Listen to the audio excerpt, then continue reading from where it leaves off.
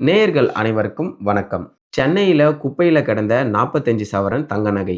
ஆனா, அத கண்டு ஆசைப்படாத ஒரு பெண். இன்னைக்கு முதலமைச்சர் முதல் சூப்பர் ஸ்டார் ரஜினிகாந்த் வரை எல்லாருடைய பாராட்டையும் பெற்றிருக்கிறாங்க. அவங்க யாரு அப்படின்னா, தூய்மை பணியாளர் பத்மா அவர்கள்.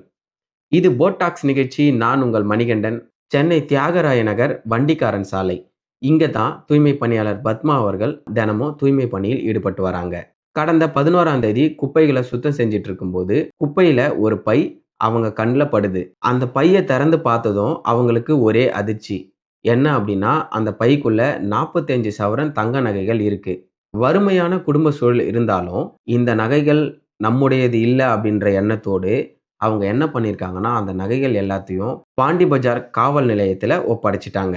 இந்த செய்தி வெளியானதும், பத்மா அவர்களுடைய நேர்மை பார்த்தீங்கன்னா, சோசியல் மீடியால ஃபுல்லா பரவி வைரல் ஆச்சு. உடனே தமிழ்நாடு முதலமைச்சர் பத்மா அவர்கள நேர்ல வரவழைச்சு அவங்கள வாழ்த்துனாரு.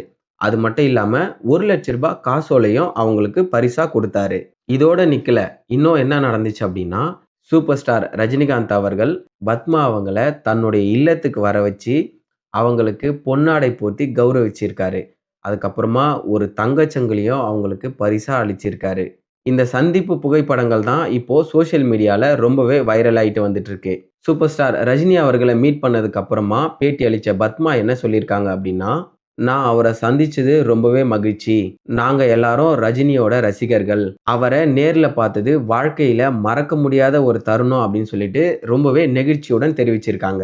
வறுமை இருந்தாலும் நேர்மைய விட்டுக் கொடுக்காத பத்மாவின் செயல், இந்த அவசர உலகத்துல மனிதாபிமானமும், நேர்மையும் உயிரோட தான் இருக்கு அப்படின்றத நமக்கு நிரூபிச்சிருக்கு.